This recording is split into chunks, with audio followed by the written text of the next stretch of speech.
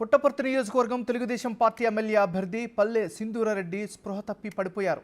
దీంతో హుటాహుటిన ఆసుపత్రికి తరలించారు. పుట్టపర్తి టీడీపీ అభ్యర్థిగా ప్రకటించిన నేపథ్యంలో తొలిసారిగా నియోజకవర్గానికి భారీ కాన్వాయ్తో వచ్చారు సింధూరారెడ్డి.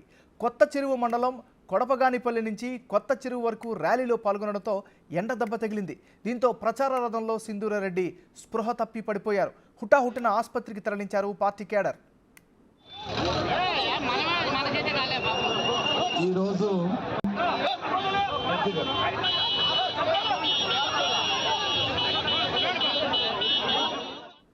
బులెటిన్ మనం బ్రేకింగ్ న్యూస్ చూస్తున్నాం. పుట్టపర్తి నియోజకవర్గం తెలుగుదేశం పార్టీ ఎమ్మెల్యే అభ్యర్థి పల్లె సింధూరారెడ్డి స్పృహ తప్పి పడిపోయారు.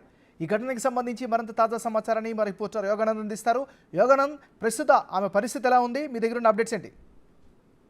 పుట్టపర్తిగా అభ్యర్థిగా నిన్న ప్రకటించాడు చంద్రబాబు నాయుడు పల్లె సింధూరారెడ్డిని.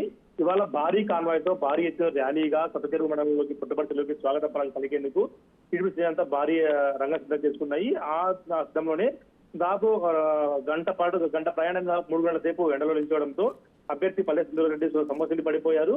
ఎండ వేడికి చాలా లేక ఆమె సమస్యలు పడిపోవడంతో ఆమె హుటాహుటిన పుట్టపర్తి ఆసుపత్రికి తరలించారు. ప్రస్తుతం ఆమె పరిస్థితి బాగానే ఉంది. కాకపోతే టీడీపీ అంతా భారీ ఎత్తున చేరుకోవడం, గంట సేపు ర్యాలీ కాస్త 3 గంటల సేపు సాగడంతో ఈ సమస్యలు పడిపోవడం, కొత్త అభ్యర్థి కావడం, మహిళా అభ్యర్థి కొత్త అభ్యర్థి కావడం, ఎండ వేడిమికి భారీ ఎత్తున ఎండ ఉండటంతో ఎండ వేడికి చాలా లేక ఆమె సమస్యలు పడిపోయినట్టు తెలుస్తోంది. హుటాహుటిన ప్రథమ చికిత్స అనంతరం ఆమెను ఇంటికి పంపించేశారు. ప్రస్తుతం అయితే క్షేమంగా ఉంది Nagaraju. Right, thank you Yoganand.